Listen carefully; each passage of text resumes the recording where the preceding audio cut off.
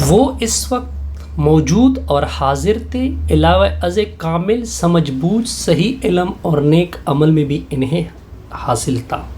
بالخصوص ان بزرگوں کو جو ان میں بڑے مرتبہ کے اور زبردست عالم تھے، بلا شبہ چاروں خلفاء جو راشد و ہدایت یافتہ تھے، یعنی حضرت ابوبکر صدیق رضی اللہ، حضرت عمر فاروق رضی اللہ، حضرت عثمان ذو النورین، حضرت علی رضی اللہ، عبداللہ بن مسعود رضی اللہ تعالیٰ عنہ۔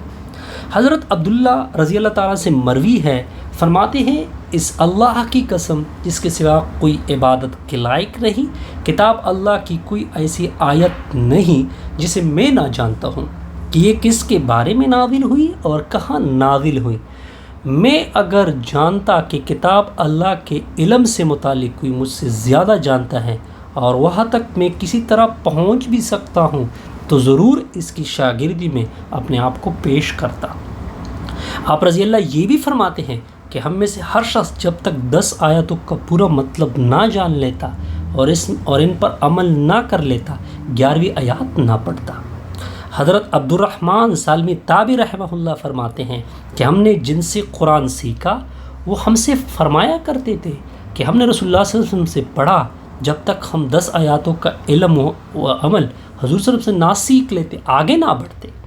غرض قرآن کا علم اور قرآن پر عمل دونوں ہی سیکھا۔ انہی میں سے ایک عبداللہ بن عباس رضی اللہ تعالیٰ عنہ ہیں جو رسول اللہ صلی اللہ علیہ وسلم کے چچا زاد بھائی اور ترجمان القرآن ہیں۔ حضور صلی اللہ علیہ وسلم ان کے لیے برکت کی دعا کی تھی اور فرمایا اللہ انہیں دین کی سمجھ عطا فرما اور قرآن کی تفسیر کا علم بھی نصیب کر۔ حضرت عبداللہ بن مسعود رضی اللہ تعالیٰ عنہ فرمایا کرتے تھے قرآن کے بہترین ترجمان حضرت عبداللہ بن عباس رضی اللہ تعالیٰ عنہ ہیں۔ حضرت عبداللہ بن مسعود رضی اللہ تعالیٰ عنہ کے اس قول کے پیش نظر رکھ کر خیال کیجئے کہ ان کا انتقال سن 32 ہجری میں ہوا اور حضرت عبداللہ بن عباس اس کے بعد بھی 36 سال تک زندہ رہے، تو اس مدت میں آپ نے علم میں کس قدر ترقی کی ہوگی۔ حضرت ابو وائل رحمہ اللہ فرماتے ہیں کہ حضرت علی رضی اللہ کے زمانے میں حضرت عبداللہ بن عباس امیر حج مقرر ہوئی تھی۔ آپ نے اپنے خطبے میں سورہ بقرہ کی تلاوت فرمائی اور اس عمدگی سے تفسیر کی کہ اگر ترک الودلم کہ کفار بھی سن لیتے تو یقیناً مسلمان ہو جاتے۔ بعض روایتوں میں ہے کہ آپ نے اپنے اس خطبے میں سورہ نور کی تفسیر بیان فرمائی۔ یہی وجہ ہے کہ اسماعیل بن عبد الرحمن سعدی کبیر اپنی تفسیر میں انہیں دونوں بزرگوں سے اکثر تفسیر نقل کیا کرتے تھے، لیکن کبھی کبھی اہل کتاب سے یہ بزرگ جو روایات لیا کرتے تھے اسے بیان کر دیتے ہیں۔ بنی اسرائیل سے روایت لینا مباح ہے۔ صحیح بخاری میں حضرت عبداللہ بن عمر رضی اللہ سے مروی ہے کہ رسول اللہ صلی اللہ علیہ وسلم فرمایا میری طرف سے پہنچا دیا کرو اگرچہ ایک آیت ہی ہو۔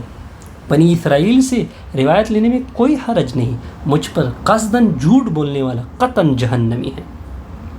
حضرت عبداللہ بن عمر رضی اللہ نے جنگی یرموک میں 2 بوریاں یہود اور نصارہ کی کتابیں پائی تھی۔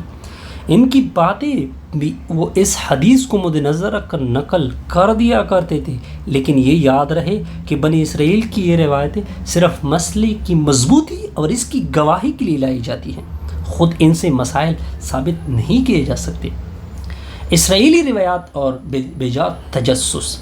روایت بنی اسرائیلی 3 قسم کی ہیں۔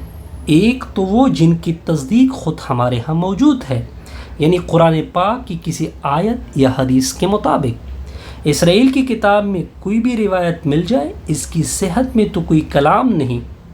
دوسرے وہ جن کی تکذیب خود ہمارے ہاں موجود ہو، یعنی کسی آیت یا حدیث کے خلاف ہو، اس کے غلط ہونے میں کوئی شبہ نہیں۔ تیسری وہ کہ جس کی نہ ہم تصدیق کر سکتے ہیں نہ تکذیب، اس لیے کہ ہمارے پاس نہ تو کوئی ایسی روایت ہے جس کی تصدیق سے ہم اسے صحیح کہہ سکیں، نہ کوئی ایسی روایت جس کے مخالف ہو اور اس بنا پر ہم اسے جھوٹ یا غلط کہہ سکیں۔ لہٰذا یہ تیسری قسم کی روایت وہ ہے جن سے ہم خاموش ہیں، نہ انہیں غلط کہے نہ صحیح سمجھ سکے، البتہ انہیں ذکر کرنا جائز ہے، اور یہ روایتیں ہیں بھی ایسی جن سے ہمارے دین کا کوئی فائدہ نہیں۔